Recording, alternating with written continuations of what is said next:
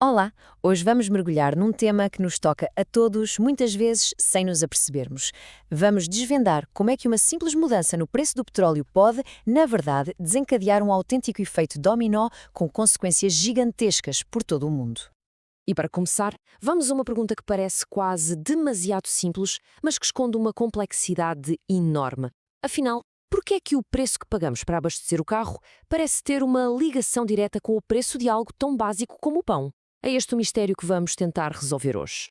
Para termos uma noção da escala de que estamos a falar, pensem nisto. O petróleo, sozinho, representa 32% de toda a energia consumida no mundo. Não é apenas mais uma matéria-prima, é literalmente um dos pilares da economia global.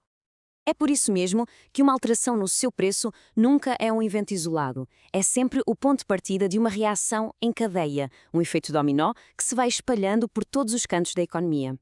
Ora bem, para percebermos estas ondas de choque, temos primeiro de compreender o papel central que o petróleo desempenha. Vamos olhar um pouco para a sua história e para os impactos mais profundos que já causou. Se olharmos para a história económica do último século, ela está cheia destes momentos.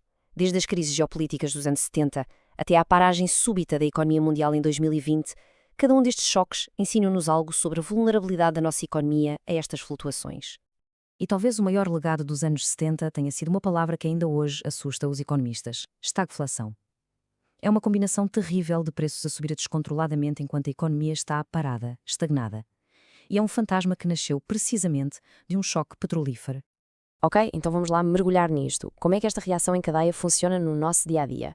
Vamos seguir o rastro do dinheiro, desde a bomba de gasolina até ao nosso carrinho de compras no supermercado. O efeito começa sempre da forma mais óbvia e visível para todos nós, na bomba de gasolina.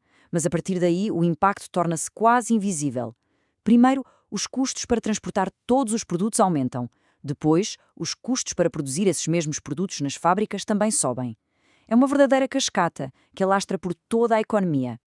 E para isto não ficar só na teoria, olhemos para um exemplo concreto. Em 2017, no Brasil, a inflação específica do setor dos transportes foi muito superior à média geral da economia. E a razão? Foi impulsionada em grande parte pelo aumento dos combustíveis. E claro, esse custo extra acaba mais tarde ou cedo por sugar aos preços que todos pagamos. Mas atenção! O grande erro é pensar que o petróleo é só combustível. Longe disso. É a matéria-prima por uma quantidade inacreditável de produtos que usamos todos os dias. Plásticos, fertilizantes para a agricultura, tecidos sintéticos, tudo isto vem do petróleo.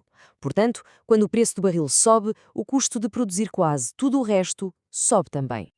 Este quadro resume na perfeição essa teia complexa. O impacto direto, na bomba, é só o começo. A onda de choque vai se propagando de forma indireta pelos transportes, pela indústria e até pela agricultura, ligando de forma invisível aquele barril de petróleo a praticamente tudo o que consumimos. E como seria de esperar, estas ondas de choque na economia real não tardam a transformar-se numa maré que atinge em cheio os mercados financeiros. O dinheiro é sensível e reage muito, muito depressa. O interessante é que o impacto não é igual para todos. Na bolsa, o aumento do preço do petróleo cria uma divisão muito clara entre vencedores e perdedores. As empresas petrolíferas, claro, ganham rios de dinheiro com lucros maiores, mas do outro lado, as companhias aéreas, as transportadoras e muitas indústrias veem as suas margens de lucro serem completamente esmagadas pelos custos. Mas, e este é um ponto absolutamente crucial, os mercados não reagem apenas a números frios. Reagem a emoções, a expectativas, à psicologia humana. O mesmo aumento de preço pode ser interpretado como um sinal de uma economia mundial a aquecer ou como o gatilho para uma crise. A psicologia é a grande variável imprevisível nisto tudo. E aqui conseguimos ver o tal efeito dominó a funcionar no mundo das finanças. Reparem na sequência.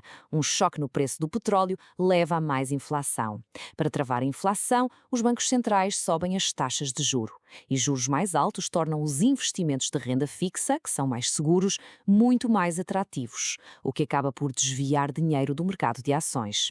É uma cadeia de eventos perfeitamente interligada. Ora bem, no centro de toda esta turbulência, a tentar gerir o caos, encontramos os bancos centrais. E são eles que muitas vezes enfrentam as escolhas mais difíceis, tentando acalmar as águas agitadas da economia. Isto leva-nos ao grande dilema que eles enfrentam. Pensem bem, a principal ferramenta de um banco central, a taxa de juro, foi desenhada para arrefecer a procura interna, dentro do seu próprio país. Mas, e quando a inflação é importada? Quando a causa do problema vem de um choque global, como o preço do petróleo? Existem várias ferramentas na caixa, claro. Aumentar os juros é a mais comum. Os governos podem usar impostos ou subsídios para tentar moderar os preços na bomba. Ou, em casos mais extremos, um país pode tentar isolar-se das flutuações externas. O problema é que cada uma destas opções tem custos e consequências, tanto políticas como económicas. E aqui está o verdadeiro nó da questão. Ao subir as taxas de juros para combater uma inflação que vem de fora, o Banco Central corre um risco enorme, o de prejudicar a sua própria economia, abrandando o crescimento e a criação de emprego, sem conseguir, na verdade, resolver a causa original do problema. É um dilema terrível. E para concluirmos, vamos projetar o nosso olhar para o futuro. Um futuro que está a ser moldado por fatores novos e incrivelmente complexos que vão definir o futuro não só da energia, mas também da inflação. O mercado do petróleo vive hoje mais do que nunca numa tensão constante. É uma espécie de braço de ferro. De um lado temos as forças económicas que conhecemos, a oferta e a procura. Do outro temos a imprevisibilidade total da geopolítica, onde um conflito ou uma decisão política podem virar tudo de cabeça para baixo, da noite para o dia. E este leva-nos a um paradoxo, uma ideia quase contraintuitiva. A própria transição para as energias verdes pode, ela mesma, estar a criar um novo tipo de inflação. Enquanto a procura por metais e minerais para as baterias dispara, o investimento em nova produção de petróleo está a diminuir. Este desfazamento entre o velho e o novo sistema energético arrisca-se a criar uma escassez estrutural e a empurrar os preços para cima. Portanto, a grande conclusão a que chegamos é que esta relação está longe de ser uma simples linha de causa e efeito. É uma relação complexa, multifacetada, assimétrica e, como vimos, profundamente influenciada pela psicologia e pelas emoções humanas. E com isto fica uma pergunta final no ar para reflexão. Com todas estas novas dinâmicas, será que a necessária e inevitável transição energética vai acabar por ser ela própria o próximo grande choque a desencadear um efeito dominó na economia global? O tempo o dirá. Obrigado por terem acompanhado.